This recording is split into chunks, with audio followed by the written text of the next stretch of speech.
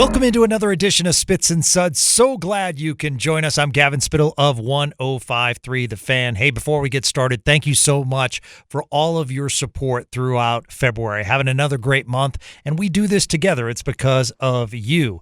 And one of the guys that contributes so much to the history of Spits and Suds joins us right now from EP Rinkside. He is in a terrific movie called The Late Game Movie, which you can get on various apps. You can also read his book. It's called We Win Here, with another Spits and Suds favorite, Stephen Meserve, as the co-authors, talking about the Texas Stars and the Dallas Stars. And most importantly, you can support him by subscribing to Shap Shots on his Substack. He's at Sean Shapiro on Twitter, where everything is listed. Aloha, my friend, back from Hawaii. Yes, I am, and thank you for the warm welcome, and I am refreshed and happy to be here, and it is I'm happy to be talking hockey with you, Gavin. I'm legitimately happy to be here. It's great. You know, I want to start because you've written some terrific articles, but the article you wrote recently on your Shap Shot coming back from Hawaii, and I'm just going to do it real quick. You were staying in the Big Island of Hawaii, and you had a 4-hour layover, and you tell the story, 4-hour layover in Honolulu, that you took an Uber to the only skating rink in Hawaii, and I'll let you take it from there. But, you know, you do such great deep dives on teams and players and everything. To me, and partly because I love Hawaii and it's got a close place in my heart, but at the same time, like, I just thought it was a real special. So stick tap to you, my friend. Yeah, and big shout out to my wife, Christina, who was more than willing to, when you get a layover at the airport, right? And now 4 hours is 4 hours is a pretty long layover, but leaving the airport during the layover isn't something that's always advised one way or the other. So credit to my wife, Christina, who's on the trip with me and was more than willing to go on this little adventure that we went on. So yeah, it was about a 12-minute ride. The ice palace, it's called the Ice Palace. It is and sitting, I knew there was an ice rink in Hawaii because I'd looked this up and I Googled it and all of that before and everything. But I was like, if I'm there, I'd love it to be kind of a cool thing to do. And so took the Uber out of the airport. A woman who picked us up from the airport, she picked us up from the airport and saw we were going. And I was actually really cool thing. The Uber driver was probably late 40s. Like, she knew where she was going. She had memories of taking her kids to the Ice Palace. She hadn't skated there in a long time, but she took her kids there and everything like that. And like that, right away off the bat, I was kind of surprised to have the Uber driver kind of right off the bat know where we were going. And then you get there and it's back inside kind of a strip mall type thing. There's a couple fast food joints, the hair salon place, there was a martial arts place or whatever, and then there's this rink there, and then there's this building right behind there and you go up and I walked in, Gavin, and this was really cool. Where you walk in and the place is packed. Like, nice. It's an open. I knew they had, like, I saw on their website that they had an open skate from 11 to 4, right? Like that's a long open skate session, and you're like, wow, that's. Walked in, it was packed. There's at least 100 people on the ice. There are more people throughout inside, and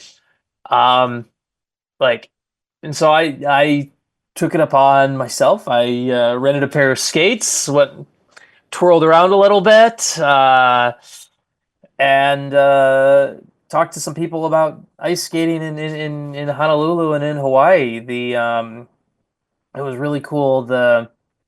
For me, and I wrote about this in my piece here, right? Like there's something about just when you're skating, you feel like you're flying at times, right? Yeah. Like, and you don't have to be great at hockey or figure skating or whatever to have that feeling. And that was just kind of such a cool thing to experience that there. And then obviously everything can connect to hockey, right? Like You find out they've got the beer leagues that play on Tuesday and Wednesday nights. I actually had, this is a really fun addendum to the story, or add to the story, Gavin.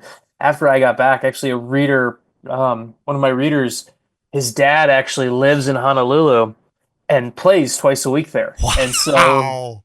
so yeah, so he sent his dad the link to the story, and it was so shout out to them as well. So it was like, this was cool. I mean, it's one of those where I think hockey and sports are a way that can connect stuff, and obviously one of the base levels, one of the, you can't play hockey unless you can skate and everything like that. And so to me, it was just such a cool thing, and um, yeah, it's most people, I think, if you're a 4 hour layover in Honolulu, you're not thinking of going to an ice rink, but for some reason that was the most sane thing in my mind. How was the surface? It was pretty good. It was like, that was, I'll be honest, That's amazing. I expected there are some rinks in Texas where the ice surface is a little bit not as great, and I mean, the Ice Palace there has been up since 82, so it's I'm sure they've had to figure something out to make it work there, right? And yeah, it was the ice quality was better than I expected it to be. That is really cool. Yeah, I'm like you. I love visiting various barns. I love the character, old or new. But some of these, like, you found a gem. Let's just say that. Yeah. You found an absolute gem. So stick tap to you. That's amazing. An ice hockey rink in Honolulu and the fact that rec league games are played there and someone contacts you and their dad plays there, that's absolutely wonderful. All right, let's talk some hockey in the news. I'm kind of fascinated because I keep flipping my Twitter looking for NHL player safety to announce a hearing regarding Casey Cizikas for the hit on Bichsel last night. But at the same time, it's interesting because when you go on Twitter, there were a lot of people, Sean, that actually did not deem it a matching penalty. And I wanted to get your thoughts because to me, I talked about it on the postgame. One, there was no movement toward the puck. And I think in these cases, that might have something to do with it. And clearly the shoulder made contact to the head first. And Cizikas has a previous past. He's been suspended once. I just thought it was a bad hit. I explained on the podcast, I don't think it was dirty because, Bichsel was going around the ice and he was physical last night. I just thought it was a physical hit that missed the mark, but I'm surprised the league has not said anything yet. They did announce that Trevor Zegras, and that was a bad hit, and I would deem that pretty dirty myself and be interested to see what kind of suspension he'll get regarding a hit in Detroit. So, I wanted to get your thoughts on that. Yeah, and it's interesting to me. I was actually, I'm in Detroit, and I was at the game last night between Detroit and Anaheim. So I saw the Zegras hit on Rasmussen in person, and I was having a conversation, and now it's interesting because the hit on Rasmussen by Zegras was not called at all. There was zero penalty on it at all, and right. It is I was talking to someone in Detroit about it this morning do you think if there was a call in the game, whether it was if they had called it in the game, is Zegras getting the call today? As in is Cizikas basically not getting the, for lack of a better word, further discipline because the league considers the in-game penalty. And I'm curious about that. It's interesting seeing them side by side, fascinating. Right? Where, they're not exactly the same. I think Zegras' hit is a little bit worse than Cizikas, just because I think Zegras' hit to me, Gavin, looks predatory with the elbow. Yes. Right? Like that's a chicken wing predatory by a player that has to make that play to connect with Rasmussen, who is 6'7" that way. That is not natural. Cizikas' hit, it's a bad hit. Yep. And I think the in-game the in-game punishment suffices. It is also one where I don't think Cizikas is not throwing out a chicken wing. Cizikas is playing a hard hockey game. Yep. And you're still responsible for your body, but he went too far with it. It's not as bad as the Zegras one to me. So I'm fascinated by the lack of in-game penalty on Zegras and how that looks side by side and everything like that. So, but to get back to your point, the Cizikas hit, it's a bad hit, but it is not a suspension-worthy hit by my view. Okay. In my view, I thought the match call in the game in the 5-minute major, I thought it was a worthy punishment. I thought it was fine. I was okay with that. I also, Gavin, the other thing, I think it happened during the run of play. It was mid-second period. We could have another conversation if it's a third period away from the play or something like that. Like, for me, I think the punishment fit the crime. Yeah. And we'll see where it goes on there. But that for me, that's where I'm at on the Zegras hit. I also, watching the Zegras hit, and you were there, so you could see it better. I felt as though he had plenty of time to hold up or change his position and or just make it a body bump. And I mean, the puck was clearly released. So, pretty fascinating. It's a hard game. These things happen. But, as I mentioned, Sean, kudos to the Stars for taking advantage with 2 power play goals in the span of 3 minutes because Dumba got the instigator, which I think everyone's okay with. And that's the veteran Matt Dumba getting involved. Kind of the shame of it is that, I don't want to say they were playing wonderful, but I thought Bichsel and the veteran Dumba were playing pretty good as a third pairing. Yeah, and it was a weird it's a weird setup too to think about how the game went down, right? Like I thought Bichsel and Dumba were playing well together. And the other thing that it's set up for, and this is the other weird line, Gavin, right? I think Dumba did the right thing to stand up for his teammate, right?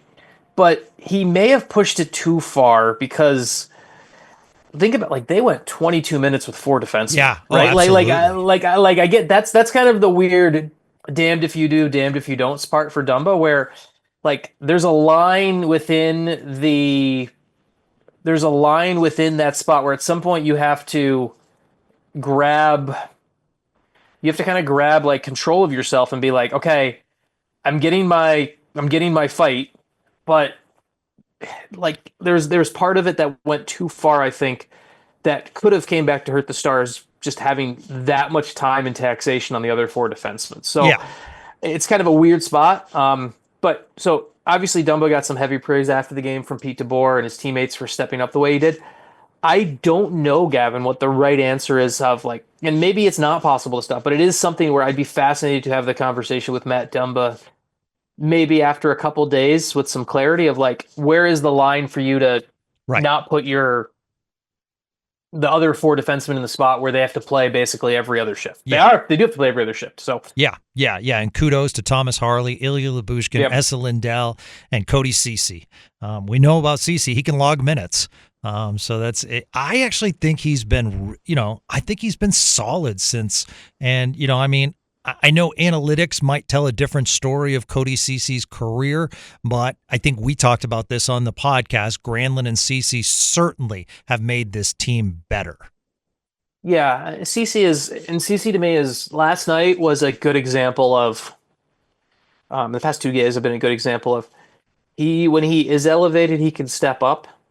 And if he's playing, and then in theory, once the Stars team is healthy with Miro Heiskanen back, he'll be in a more suitable role. He'll be a really good fit. And not that he was bad last night or he's bad this weekend at all. Just my point being is it's one of those where you need guys who can step up and move into that. Mm-hmm. And I'd rather have Cody Ceci in that role than, and this is all due respect to an Alex Petrovic, but I'd rather have that than having to worry about whether Alex Petrovic can elevate from the AHL to the NHL Right. and things like that. So Yeah, you're absolutely right. Matt Duchene, multi-point games in 4 straight now and just tearing up this league. I feel as though his age is going down. He's 34, I believe, and I feel as though it's decreased. I mean, Sean, this guy is absolutely confident, sky high, on a tear. I mean, the passing the past couple of nights, he's just so consistent too as far as what he's done for this team this year. yeah, it's breaking the aging curve is always like, and now it's like, I don't know about I don't know if we can say broke the aging curve, but like it is a perfect example. We've said it multiple times, right? Of there are players who have reputations in the past and things like that they end up working their way, a change of scenery, some maturity, all that stuff can do wonders. And that's the case with Duchene, right? Where it is like he is. I have give him a ton of credit. He's a guy who at one point was on the Stars probably do not touch list because of his reputation. You think of him sneaking off the ice for the trade between Colorado and Ottawa and everything like that. And man, he's been a great story. And like he's one where I'd have to go through and look at the. I don't know what the like I think about what he's done, and like honestly, without having a major injury type person, like he's a little bit of what like the Masterton Award is supposed to be about in Dallas Yeah, too. So like I could see that for the folks in the PHWA chapter in Dallas looking at that like that way. I'd have to go through, and I want to be clear. I'm literally just pulling this thinking about Duchesne's season alone. I'm not going side by side and comparing sure. things. I'm just thinking aloud as we talk about this. Sure, So. absolutely. All right, let's shift toward Columbus tomorrow night. Obviously, Mm-hmm. Stars starting after 4 Nations with 2 wins. Columbus is not going to be easy. I want to start with a positive note.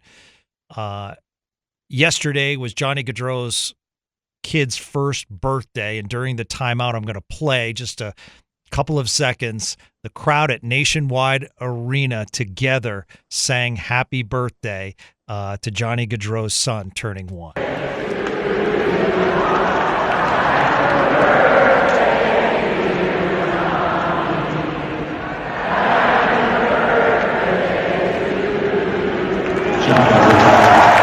I mean, Sean, that's just special.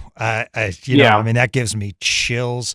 And he'll never be forgotten. And it was such a wonderful tribute. And obviously, the Gaudreaus still want to be a part of the Columbus family. They chose Columbus. If we look back, you know, I mean, there were numerous cities that wanted Johnny Gaudreau, and he and his family chose Columbus. They wanted to live there. So just watching it, just, you know, and I'm glad they're doing things like this because I myself personally need to keep remembering. I'm glad during 4 Nations we celebrated Johnny Gaudreau. I need to remember how special of a person and a player Johnny Gaudreau was. So, yeah, just kudos to the Columbus Blue Jacket fans.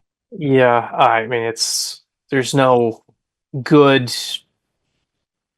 there's no good, like it's terrible why we got to this point and everything on all of that, but it is definitely, there's words don't really do a good job of saying it right now. So it's. Yeah, absolutely. But let's talk about this because Spits and Suds listeners don't get to see Columbus. We did see them once already. It was a real nice battle at the AAC, and it's going to be a real tough tilt tomorrow night for the Stars. But, you know, one of the I always love to give, like, players, and I love talking to you about players, and Zach Werenski, I think people now know him and played in the 4 Nations for the USA. He's the point leader with 62 points. But there's a player I don't think a lot of people talk about, and that's Kirill Marchenko. And the story of Kirill Marchenko coming from Russia and playing at a high level for the last 2 years for Columbus and seems to be getting better in the NHL. What a nice story Columbus is. Yeah, it's been one of the best stories in sports, right? Like since obviously after the after the tragedy we talked about and everything like that. But like on the ice, that team is a really good story. Marchenko is now back in the lineup after breaking his jaw in Dallas, right? Actually, so that's good to see. And Marchenko is, I mean, he is a appointment viewing player. Marchenko is like he's someone you should go and watch games on if you can, ISO him and everything like that. And I want to give credit to Columbus how they've been doing all of this and dealing with all the injuries. Boone Jenner was out for a long time, everything like that. It is a really special story. I'm not going to be at the game in person. I'm only going down there. I'm actually driving down there for morning skate later tonight, Gavin. Okay. I will be. I'm driving down to Columbus tonight, so I'll be there for the morning skate tomorrow, and then I will not be sticking around for the game because I have to coach. Not have to. I get to coach 8U hockey practice at 5 o'clock. So those are my life priorities. So I'm making the drive to Columbus tonight to be there for morning skate in the morning. And obviously I have the interest in the Stars and getting some things from there, but also I find the Blue Jackets fascinating and looking forward to that as well. You covered the Stars when they had the Winter Classic. Yep. We have the border battle. Columbus versus Detroit. First time in Columbus is going to be at the Horseshoe where Ohio State plays. And there's a lot of build up to this game. And from your perspective, covering the Stars when they played Nashville and other winter classics, it's tough if you're a player, coach, not to kind of look forward because it's a massive week for hockey in Columbus. Yeah, and it's I compare the outdoor games to concerts, and I may have made this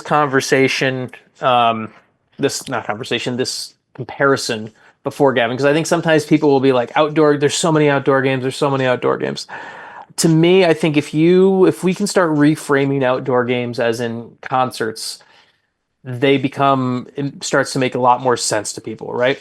Don't think about it like, hey, this is a TV, and it is partially for TV, I get that, but think about it like your favorite band is coming to town, and this is the best way to see it. And I think that's how, if people can frame outdoor games in their mind that way, I think then you realize what these mean when they come to town, right? Like, it is I'm a big Bruce Springsteen fan, right? Like, I'm not going to go and watch I'm not going to watch every Springsteen concert, go look up videos to try to watch every Springsteen concert. But if a concert comes through town here, I'm getting tickets, right? That's to me how outdoor games are. And I think it's important to keep getting all these markets involved in these opportunities because the long-term impact is definitely notable, right? Like the amount of there's people who probably knew nothing about hockey before they played a game in the Cotton Bowl in Dallas that now might even be listening to the show. And if you're one of those people, shoot Gavin a note, and I'm sure he'll buy you a Frosty at the next game you're at. Sure so will. I think it's important to remember that these things have local impact, even if as a TV product, admittedly, they have lost a bit of the television luster. Yeah. So yeah, no, that totally makes sense. Great perspective. Terrific Spits and Suds listener Chris Barnard says, thoughts on 32 Thoughts with Elliot Friedman suggesting that Erik Karlsson could be a good fit in Dallas, played like the EK65 of old during Foreign Nations, right-handed defenseman.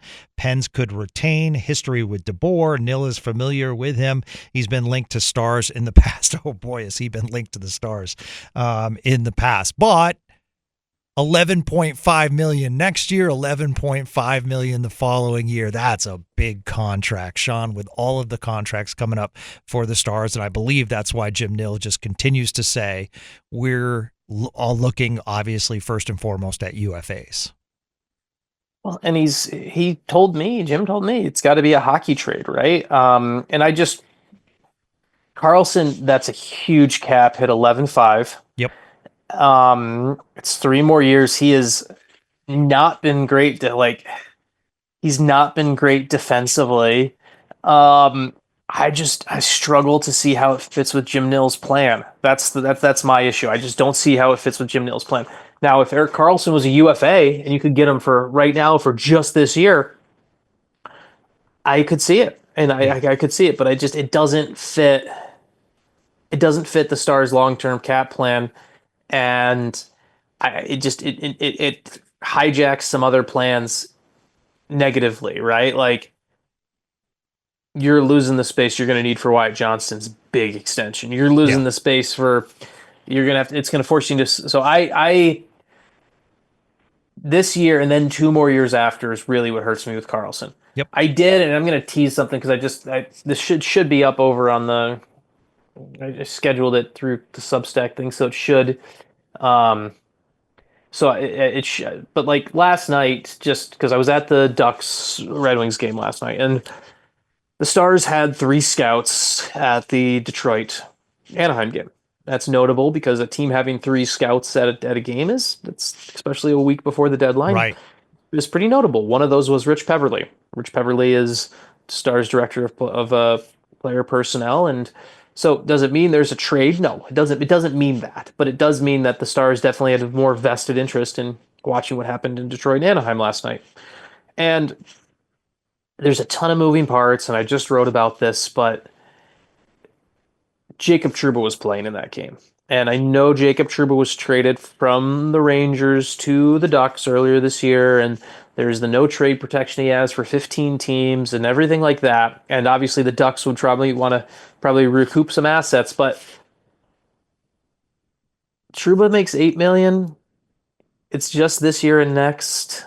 And right now I look at the Stars potentially playing the Blue Jackets tomorrow night with Brendan Smith and Matt Dumba as your third pair, Yeah. and I can't help but wonder how nice would it be if you had Jacob Trouba on the Stars right now and that's I know one of the natural questions someone will bring up is like, oh, what about the log jam in the playoffs? I don't care about the log jam in the playoffs. I'll be honest. You have good defensemen, win your spots in the lineup. Because of injuries, at some point you might have to have Alex Petrovic in the lineup. So having one extra good one to play things out this way, I would not be upset. So I know it would be a lot of moving parts, not easy to figure out, but I can't help but wonder if the Stars are at least looking into what it would take to potentially bring Jacob Trouba to Dallas. Yeah. I could definitely see that. And by the way, Ducks playing much better hockey. They're 6 points out of the last wild card. I know what you're saying, but there are some really good stories in the NHL, and fascinated to see that. The other one, real quick, Buffalo. They've been playing really good hockey as of late. Odds are probably won't make it this time around, but they're playing much better. Big win over the Rangers Saturday night. But also wanted to end when we're talking contracts. Am I right now? Would Harley agree to 8 for 8? Oh boy. Or do you think he's looking for more? Well, I think his the Four Nations reputation might. I know. Obviously, Jim Nill has tried to do what's best for Hockey Canada by stumping for Thomas Harley and helping getting and helping pull for him to be there and everything like that. But it's he may have hurt his domestic negotiations with Harley's camp.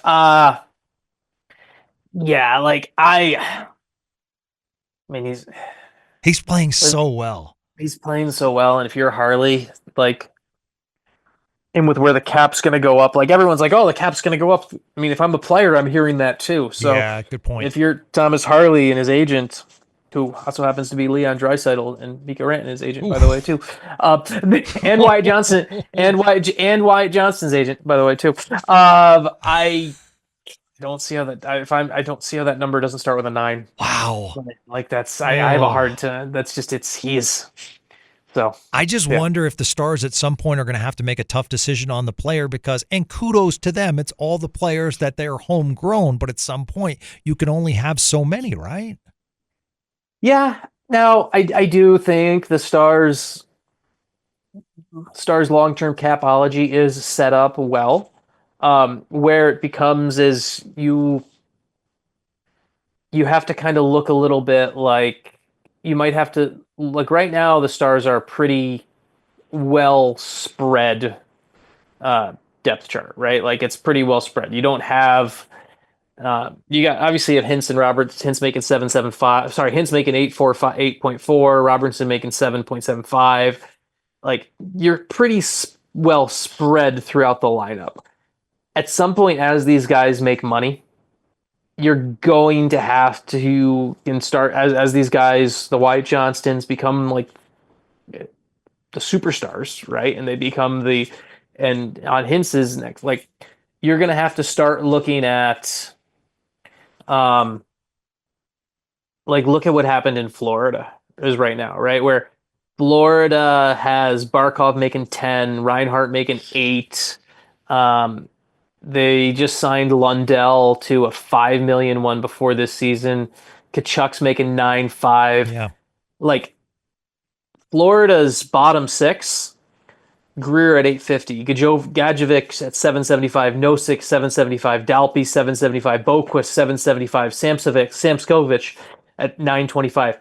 You're gonna have the Stars, and there's gonna be a lot of teams, and I think this is where this is gonna go. They're gonna the decisions aren't gonna be made to move on from the Thomas Harleys and the Wyatt Johnstons of the world.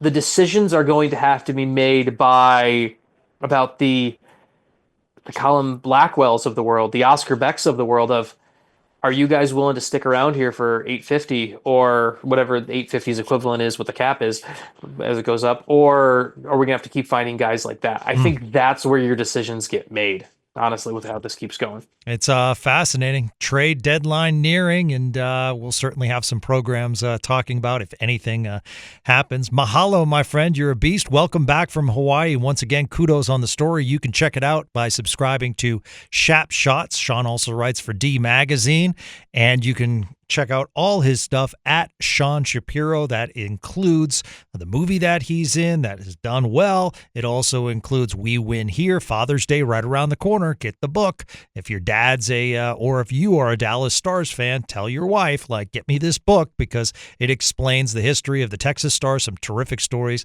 between Texas and Dallas. You're a beast, my friend, and I will catch up with you soon. Thank you so much. Appreciate it, Gavin, and always fun doing this. Thanks for letting me share some stories. Thanks for letting me talk hockey with you, and let's do it again soon. Yeah, let's do it again soon. That's going to do it for another episode of Spits and Suds. Until we meet next time, have a great day, everybody.